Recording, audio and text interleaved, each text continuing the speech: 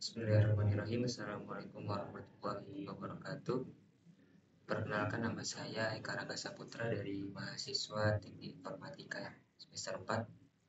Di sini saya akan mempresentasikan tugas UAS Basis Data 2 memenuhi tugas dari Al-Ustadz Aziz Mustafa Iskom MD. Di sini saya membawakan tugas UAS yang bertemakan analisis dan desain sistem informasi persediaan barang berbasis komputer. Yang pertama, perkembangan teknologi informasi kini berlangsung sangat cepat. Ini berdampak pada perkembangan dalam berbagai bidang kehidupan. Dengan ini, kemajuan ini menyebarkan informasi menjadi lebih mudah dan cepat untuk memenuhi kebutuhan akan informasi yang semakin meningkat. Diperlukan pengolahan informasi yang sistematis. Hal ini dapat dilakukan dengan membentuk suatu sistem informasi yang baik.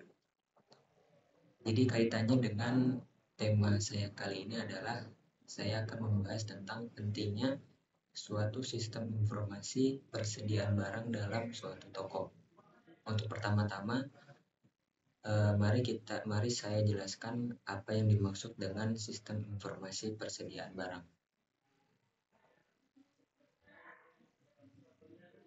Sistem informasi persediaan barang adalah suatu sistem terorganisir yang mengumpulkan, memproses, dan menyimpan data terkait dengan persediaan barang suatu perusahaan. Sistem ini dirancang untuk membantu perusahaan dalam mengelola persediaan mereka, termasuk dalam hal pembelian, penjualan, pengiriman, dan pengelolaan stok. Jadi tujuannya dari dibentuknya atau dibuatnya sistem informasi persediaan barang ini adalah untuk memberikan informasi yang akurat dan tepat mengenai waktu persediaan barang agar perusahaan dapat mengambil keputusan efektif dan efisien dalam operasional mereka. Jadi sebelum adanya sistem informasi persediaan barang dari sebuah toko, tentunya toko tersebut masih bergantung pada pencatatan manual. Nah, yang dimaksud dengan pencatatan manual pada sebuah toko adalah toko tersebut masih mengandalkan cara tradisional dalam mencatat semua transaksi dan informasi penting. Jadi maksudnya di sini mereka itu belum menggunakan komputer atau perangkat lunak khusus untuk mengelola data dan informasi. Jadi semua kegiatan mencatat, data mendata, setiap stok barang, dan penjualan dari barang yang keluar, itu semuanya dicatat manual oleh karyawan toko. Kelemahan pencatatan manual pada persediaan barang toko itu ada 4. Yang pertama adanya belum menggunakan teknologi informasi dalam pengelolaan persediaan barang. Lambatnya proses pengolahan informasi mengenai barang, data mengenai barang masih disimpan dalam bentuk kertas. Jadi jika data masih disimpan dalam bentuk kertas itu masih rentan hilang data-datanya. Yang terakhir adalah kesulitan dan waktu yang diperlukan dalam pembuatan laporan. Keharusan menggunakan pencatatan otomatis pada sistem persediaan barang. Yang pertama adalah dapat mempercepat proses pengelolaan barang, data dan informasi mengenai stok barang. Mengurangi kemungkinan kesalahan manusia dalam pencatatan manual, menjadikan informasi mengenai persediaan barang lebih akurat dan cepat. Yang terakhir, memungkinkan pengambilan keputusan yang lebih cepat dan efisien berdasarkan data yang dicatat secara otomatis. Sebelum membuat suatu sistem informasi untuk persediaan stok barang, maka langkah awal yang saya ambil adalah dengan membuat DFD, data flow diagram. Dan data flow diagram ini sering digunakan untuk menggambarkan suatu sistem yang sudah ada atau sistem yang akan dibuat secara logis tanpa memperhitungkan di mana data tersebut disimpan secara fisik. Dalam DFD ini, tahap pertama adalah menggunakan DFD level konteks atau bisa dibilang dengan DFD level 0. Kemudian dari diagram konteks ini akan diuraikan lebih rinci ke dalam diagram level N sampai setiap proses tidak dapat dijelaskan lagi dengan lebih rinci.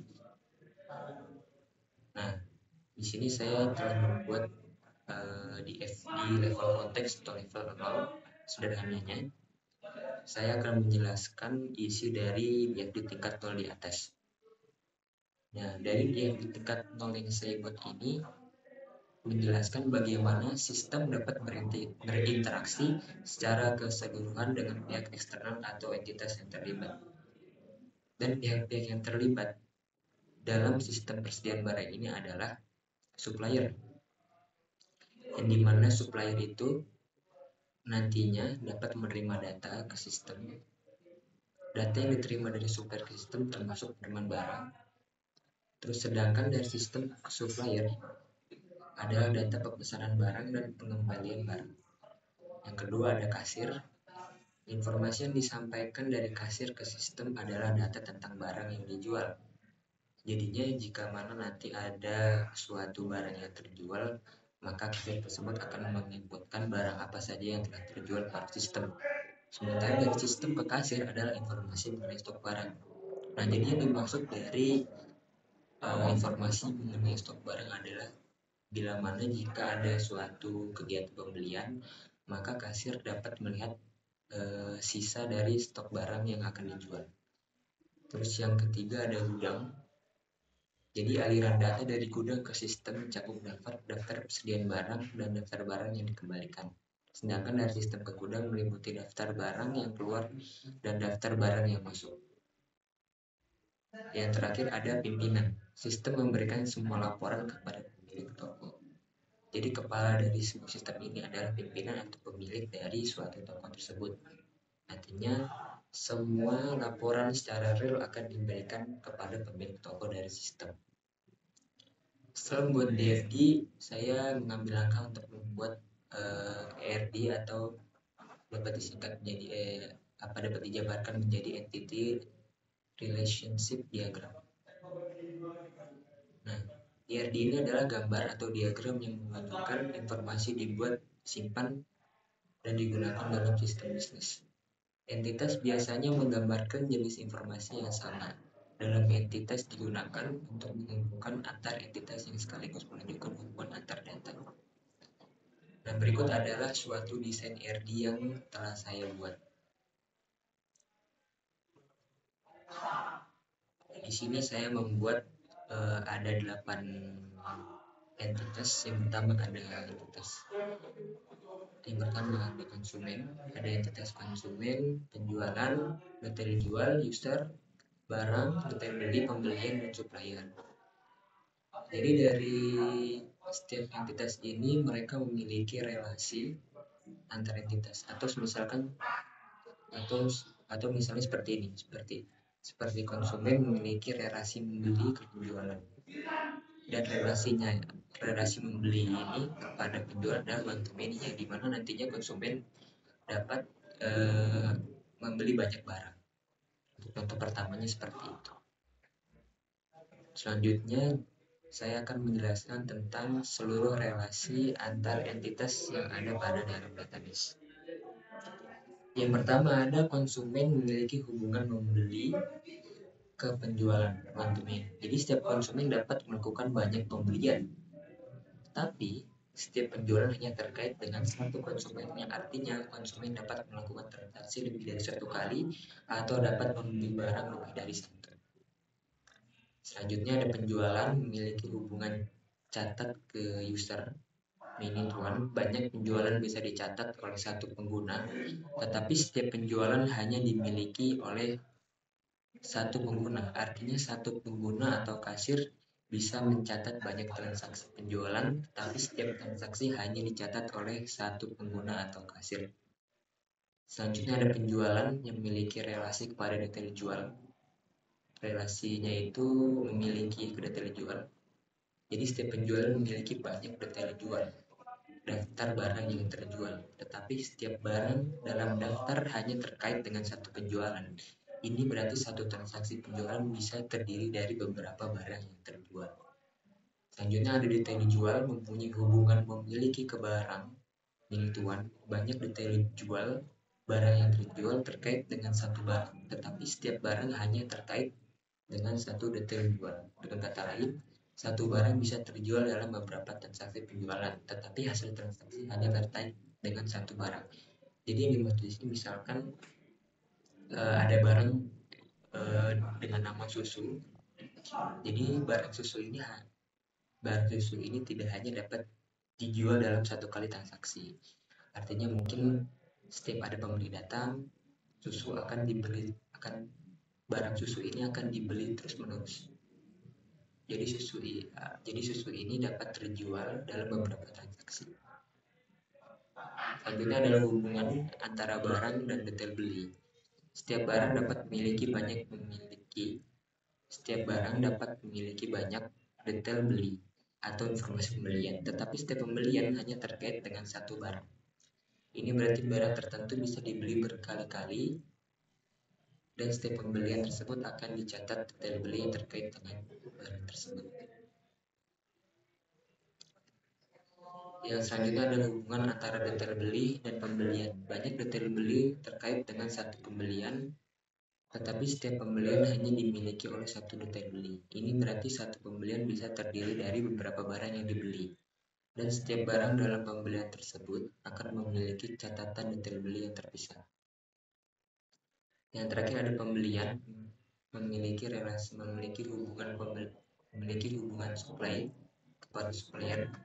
Jadi banyak pembelian terkait dengan satu supplier, tetapi setiap supplier hanya terkait dengan satu pembelian. Artinya satu supplier bisa menyediakan banyak barang untuk pembelian yang berbeda, tetapi setiap pembelian akan terhubung dengan satu supplier. Nah, dalam proses transaksi ini berlangsung, entitas konsumen dan penjualan saling terkait, di mana setiap transaksi penjualan akan tercatat dan terhubung dengan konsumen yang melakukan pembelian. Hal ini memungkinkan toko untuk melacak riwayat pembelian konsumen, menganalisis pola pembelian, dan menyediakan layanan pelanggan yang baik. Jadi setelah membuat berbagai macam desain seperti DFD dan juga R&D, untuk langkah selanjutnya adalah dengan membuat sistem informasi untuk persediaan barang tersebut. Jadi sebenarnya sebelum membuat suatu sistem ini, alangkah baiknya untuk memberikan data untuk setiap database yang ada. Nah, setelah pembuatan sistem untuk toko selesai, tentunya sistem toko sudah bisa dipakai, dan tentunya hanya pihak pengurus toko lah yang bisa mengoperasikannya, karena pada sistem ini hanya bertujuan untuk mengatur data barang baru masuk, update barang, dan menghapus barang. Yang pertama, di sini bisa kita lihat ada namanya laman login, yang dimana di sini pengurus toko, misal seperti admin, kasir, bahkan pemilik, itu harus mengisi form login yang berupa email address dan juga password. Nah, bagaimana caranya agar bisa berhasil menemukan login? Jadi, pertama kita harus memasukkan identitas yang dibutuhkan agar suatu user bisa melakukan login. Jadi di sini kita bisa memasukkan email dan passwordnya ke dalam database kita pertama-tama. Nah, jika semisal gambar yang saya berikan di atas formatnya, di sini saya menggunakan fatma19@gmail.com dengan passwordnya 134. Maka tentunya nanti user tersebut bisa mengakses menu login ini dan berlanjut ke sistem ke halaman selanjutnya. Setelah melakukan login, admin baru bisa mengakses sistem yang akan langsung dibawa ke halaman barang yang dimana mengambil data barang yang ada pada database. Baik, contohnya di sini. Di sini berupa tampilan database yang sudah terletak pada suatu sistem informasi. Lihat di sana bahwasanya sistem menampilkan seluruh data yang sama persis seperti yang ada di dalam database. Dikarenakan saya telah membuat koneksi antara program dan SQL yang berisikan database seperti di atas. Di dalam halaman ini, admin bisa memasukkan atau menambahkan barang baru dengan menekan button tambah barang yang nantinya akan muncul form pengisian barang dan sejumlah parameter kosong yang harus diisi seperti gambar di buku ini. Jadi untuk lebih jelasnya, Jika nanti user ini ingin menambah barang, misalkan ada barang baru masuk, maka di sini kita hanya tinggal menekan button yang berisikan tambah barang, atau misalnya button ini placeholdernya itu tambah barang. Jadi tinggal kita tekan ini buttonnya, nanti baru ada animasi berupa model, dan animasi model ini berisikan form pengisian barang. Dan ada beberapa parameter yang harus diisi dalam form. Contohnya seperti 9 ini adalah ID barang, yang kedua ada nama barangnya, terus yang ketiga ini ada harga satuan dari suatu barang tersebut, dan yang keempat ini adalah jumlah barang, ada berapa barang yang masuk. Terus yang terakhir ada kadaluarsa dari barang tersebut. Oke, selanjutnya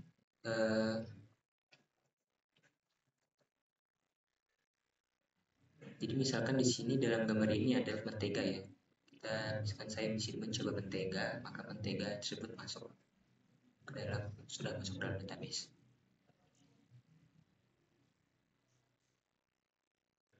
Terus untuk selanjutnya ada yang namanya fitur edit barang. Nah, fitur edit barang ini untuk form pengisiannya sendiri itu sama dengan form tambah barang. Dimana tapi di sini dalam konteks mengedit ya, bukan untuk konteks menambahkan barang. Maka misalkan ada satu baris berisikan barang yang misalkan mau diedit, misalkan mentega ini mau kita edit namanya menjadi minyak, maka tinggal menekan button edit ya, dengan mengisi seluruh parameter yang ada dalam form ini.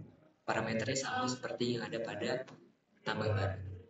Untuk yang terakhir itu ada namanya delete. Jadi fitur delete ini adalah fitur yang dimana nanti bisa mendelete satu baris data yang ada pada database. Contohnya seperti ini. Jadi kita tinggal menekan button delete yang berwarna merah ini, nantinya dimana di sini saya mengimplementasikan itu di barang minyak ya. Di sini barang minyak saya mau delete, jadi saya di sini tinggal menekan delete. Habis itu nanti barangnya akan hilang. Jadi barang akan hilang dalam database juga. Oke, untuk lebih lanjutnya di sini saya akan mencoba untuk login ke sistem yang telah saya buat.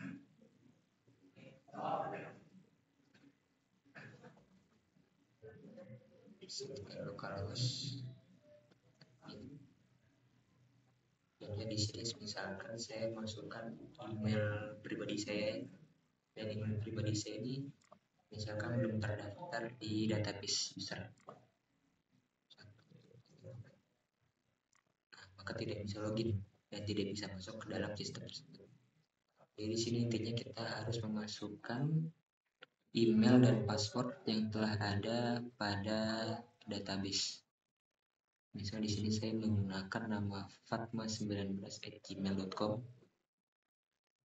dengan passwordnya 1234. Maka tentunya bisa untuk melakukan login ke dalam sistem informasi. Nah, setelah saya menjelaskan berbagai macam fitur yang ada di dalam sistem ini, saya akan memperjelasnya dengan mempraktikkannya secara langsung. Yang pertama, jika kita ingin menambahkan barang. Jika nantinya user akan menambahkan barang, di sini kita tinggal menekan button barang. Di sini kita harus mengisi seluruh parameter yang ada dalam form. Pertama di barang, misal saya di sini mengisi dengan 9, dan nama barangnya itu adalah minyak ya. Harga barangnya yang dimaksud di sini adalah harga barang satuan. Misalnya minyaknya harga 3.000 ya, dan jumlah barangnya ada 20 barang. Di sini kadaluarsanya misalkan tanggal 9 Februari kita submit. Nah, ini tentunya barang minyak telah ditambahkan ke dalam database. Coba kita lihat apakah data tersebut terkoneksi di localhost kita. Sini kita pilih tabel barang. Tentunya data barang sudah masuk. Nah, tentunya di sini juga ada suatu fungsi trigger ya. Saya di sini kita buka log barang. Di sini log barang. Di sini ada berfungsi fungsi triggernya di sini. Log barang ada ID barang, minyak. Jadi fungsi trigger yang saya masukkan di sini adalah after insert dari barang. Jadi bila mana nanti ada suatu insert dari barang, maka trigger akan berfungsi untuk mengisi data yang ada di log barang tersebut. Selanjutnya di sini kita akan edit ya, mengganti namanya saja menjadi misalkan kertas saja misalkan.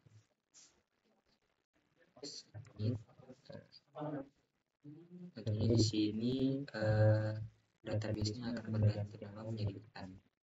Kita lihat lagi apakah di sini terkoneksi juga. Nah, di sini juga terkoneksi. Barang ini terdapat ketan ya. Sekarang kita menghapus, apakah bisa? Nah, di sini tentunya data yang berada di ketan tadi sudah terhapus dalam database.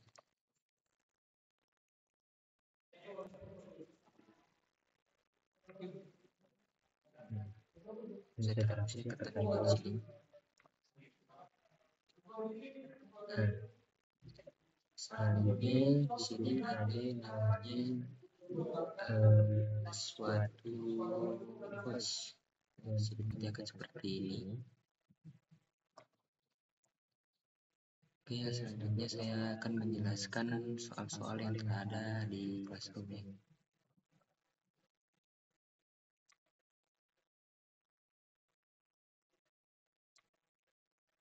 Tentunya di sini yang pertama ada fungsi trigger, di mana di sini saya membuat fungsi triggernya itu pada saat dengan memberi nama after, dengan nama triggernya yaitu adalah after insert barang, yang dimana trigger ini berfungsi setelah after insert atau nanti di mana jika ada penambahan suatu data pada barang,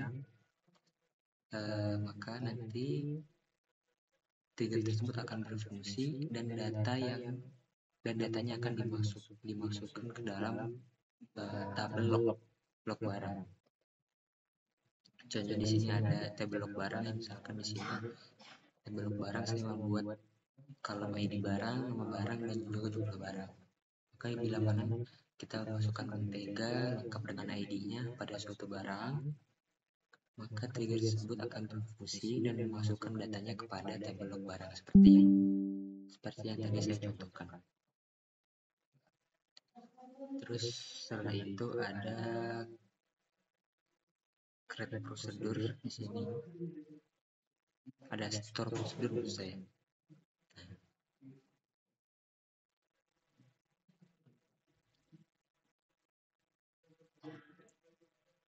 Sini saya membuat prosedur update jumlah barang ya. Jadi fungsi dari prosedur yang saya buat adalah untuk mengupdate barang. Nah, di sini contohnya saya akan mengupdate barang itu dari dengan memasukkan ID barangnya dan juga jumlah barang. Jadi jumlah barang ini nanti akan berkaitan dengan ID barang apa yang jumlahnya akan ditambahkan 50. Misalkan di sini sintaknya adalah call update underscore jumlah barang. Berarti di sini saya menuliskan ID barangnya, berarti ID barang satu yaitu misalkan di sini ada roti. Habis itu di sini ada 50 penambahannya. Jadi yang tadinya roti itu jumlah barangnya 100, maka akan bertambah 140 seperti 5 di sini. Mungkin sekian dari saya. Untuk kurang lebihnya mohon maaf. Assalamualaikum warahmatullahi wabarakatuh.